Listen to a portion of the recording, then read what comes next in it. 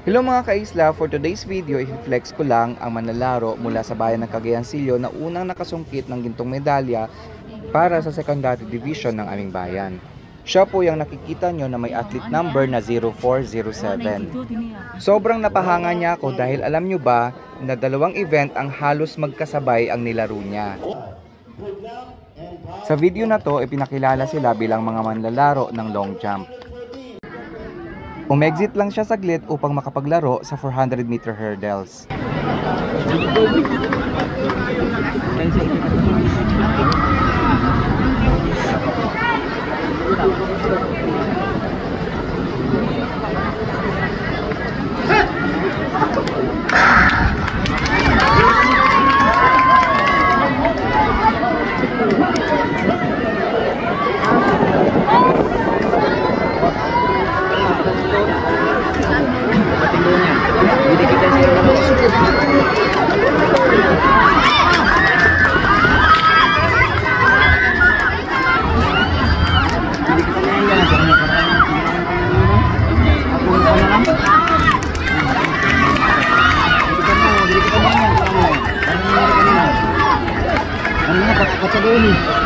Maabot mo?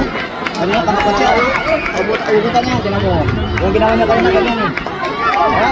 Ubutan mo! Oo, ganyan ang gagawin niya. Kanina ganyan din eh. Kanina pangkapat siya eh. Ubutan siya.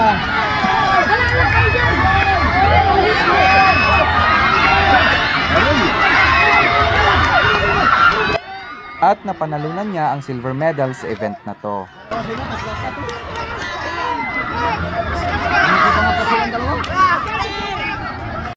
At pagkatapos ng kaunting pahinga, bumalik naman siya sa field upang mag-compete sa long jump.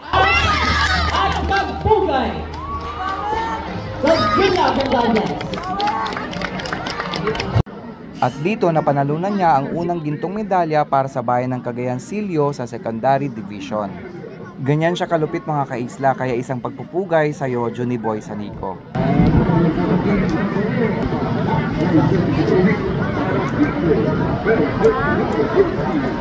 So mga kaisla, dahil may first gold medal yung secondary ng Cagayan Silio, alam ko yung pakiramdam ng athlete at ng may pabuya kapag nakapag-play. So, congratulations!